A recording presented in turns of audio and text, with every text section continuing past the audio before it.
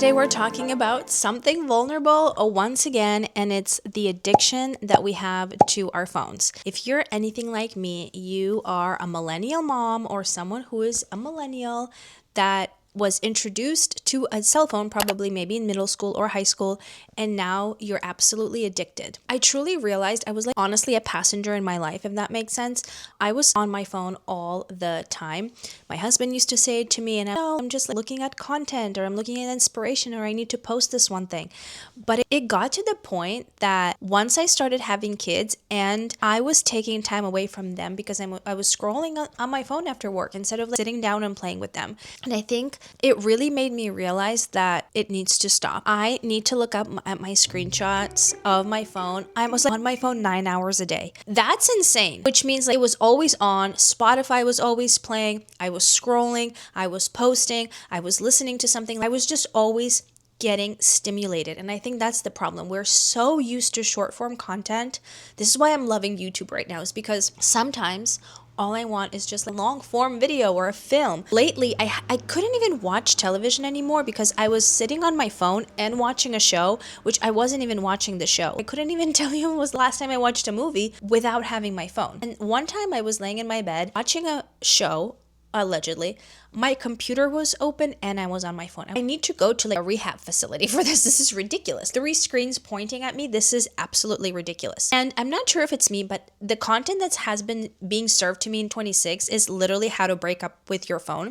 I'm going to link a video that I saw on YouTube. I swear I was planning to make this video and it was like a sign, but her video is incredible and she literally talks about breaking up with her phone. But it's a lot more than that. I think some of the things she says, I want to paraphrase and not copy her content. I will leave the original link to her video. It's absolutely true. We're so stimulated, and every time we're scrolling, it's 1 second or 2 seconds, and every time we're scrolling, it's a dopamine hit every single time. And the addiction is just spiraling. And it's now for us to pay attention to anything, it's so difficult. I'm really grateful because I still really like to read, and I always have. I feel like reading saved me. There were times that I can just read for 2 hours straight because I just love it. But if I didn't have that, I don't think I could pay attention for longer than, 15 minutes. Just even think about your day at work. How long can you really sit down and spend on a task? Because every time we pick up your phone, there is a setting in your phone. I will put it up here on the screen, but you can go into your settings and see how many pickups you have, meaning how many times you pick up your phone. And then not only you can get the breakdown of how many hours you're spending on Instagram, TikTok, but the pickups, over 200 pickups a day, that's like picking one up every few minutes. That's ridiculous. The other thing I kept getting the ads served for the brick. And I actually bought one, my friend bought one, and she was posting about it, how she basically was locked out of Instagram and all of social media for 24 hours, for 32 hours. There was one time she was like, 70 hours or something like that. And I was like, I think I really need that, because any app like timeout, I would just override. And I was always hitting the limit midday or towards the end of the day. I bought a brick, and in the video that I'm going to link, the creator talks about 2 levels of what you could do to break up with your phone. So what I have been doing is I lock myself out of social media from 8 p.m. on. And I didn't put time for it to come online. I have to de-brick myself. And actually, this was the first week I was doing it. And yesterday we went to the safari park that's local to us, and I didn't unbrick myself. It was a Sunday. And I was like, oh, I didn't unbrick myself. It's okay, half a day, we're gonna be like the zoo, hanging out. And honestly, just having that time, not being able to go onto my phone and go on Instagram or TikTok or any social media platform was kind of refreshing. I realized that the next level for me is having Sundays off of social media. And that's something she talks about in her video. So for me, I'm at the level where every single day, my phone with social media turns off at 8 p.m. The next thing, I really want to turn off my social media on Sundays for 24 hours. That's my next level.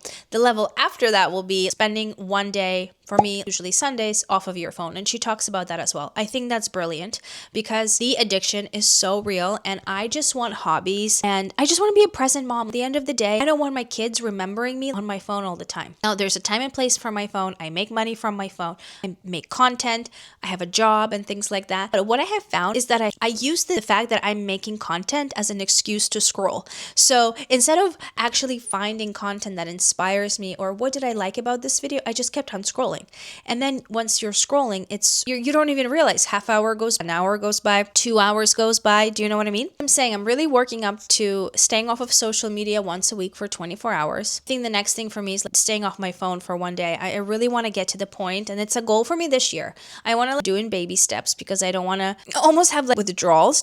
Honestly, it's like having an addiction to like any other substance. But I want to build small steps, kind of like atomic habits, each day a little bit, where I'm leaving my phone in the bathroom in a drawer for 24 hours on Sunday or Saturday, and I can go with my kids, with my family, and not worry about. The other thing is something that the other creator mentioned in her video is buying a disposable camera. And I honestly thought that was the most genius thing. I remember when I first got disposable camera when I was little, and I think the film had 28 or 29 pictures or photos, whatever. And I was so careful going around places and making sure that the picture that I took was so important because I only had 28 or 29 photographs, and then you had to pay money to get the film developed, right? So obviously now I don't even know if it's 28 pictures in a disposable camera anymore. Like, this is the things I'm curious to find out. So that's one of the things I really do want to do. I want to go get a disposable camera, and if we're out and about and I leave my phone at home, I have the ability to take pictures of my kids in this disposable camera and really focus on that moment. When you had a disposable camera, you were so present on that perfect moment because you just really wanted to get that perfect picture. And then some of the other things I'm doing are puzzles. I'll show you the puzzle that I'm doing, which is very difficult, so I can only do it for like maybe 10 to 20 minutes at a time because I get a little bit overwhelmed. Fun fact, when I was little, I had every Disney World, Disney character puzzle, and I used to do them all the time by myself. And now my son, probably around when he was like 18 months, I started buying him puzzles, and he absolutely loves puzzles now. So it's one thing that we actually do together. So if I'm not doing my own puzzle, I do it with him. I can't really do my own puzzle with the kids because their pieces are so little and they touch them and they'll just put it somewhere. And like I mentioned before, the other thing that saves me is reading. I'm a big avid reader. I read, I think, 6 books in January. I loved almost all of them. So one of the things that I love to watch on YouTube is booktubers and get their recommendations. So that's the other thing that's saving me. Some of the other things like that creator mentioned, and I was looking for other ideas, is like drawing, painting, coloring, needle pointing, knitting. I just want to find a hobby where both of my hands are occupied. Do you know what I mean? So things that you're actually doing physically with your hands is the ideal. One thing I realized about being bricked out of your phone is one of the first days like I got bricked out. I was literally in the middle of scrolling through a TikTok video, and it was like, you were bricked, and I was like, maybe I should unbrick myself. And I was like, no, that's the first sign that I should not unbrick myself. Put the phone away. So actually yesterday we were outside. I was outside with my son playing. We have a little bouncy castle, and my phone was somewhere inside, and I was just like, in that moment I realized this is everything. This is what I want. I want to have quality moments with my kids, and then when I'm making time for content, when I'm making time to create, my kids are at school or preoccupied with something else. I don't want to have my phone always in their face, which is super annoying. So I really challenge you to find a way to break up with your phone, because it actually is becoming addicting to me now to be off of my phone. Those levels I explained, I really took inspiration from that creator. If you can just do one thing, maybe for now, if you want to just like not break yourself, but maybe you put away your phone for one day, or maybe you start to put your phone in another room before you go to bed. There's different things that you can do, but just start with like a small micro habit and see what it does for you. See how you're feeling.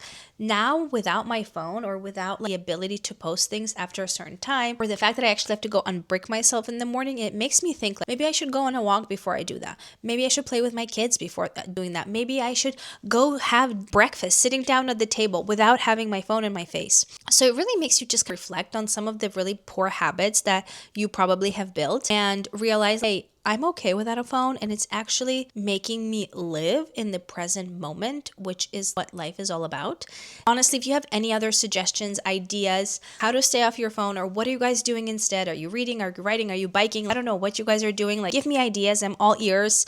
And let's just do this together. Let's make space online for intentional creation and intentional consumption. And then let's make time offline for intentional living and being present and enjoying the moments. And especially as parents, the time with our kids is so precious and it goes by so fast. So it's really important to have those memories And it's important to have those memories documented. That's why a phone is a great tool. You can have these amazing videos and pictures and photographs and moments that you're able to capture. But at the same time, don't forget that living in the moment is so much more valuable than having a picture. I hope this helps. Let me know what you guys are doing. I can't wait to hear. I will do maybe another update maybe in a few months from now how I'm doing, if I've changed everything. I hope you guys enjoyed this. Let me know, and I'll see you guys next time.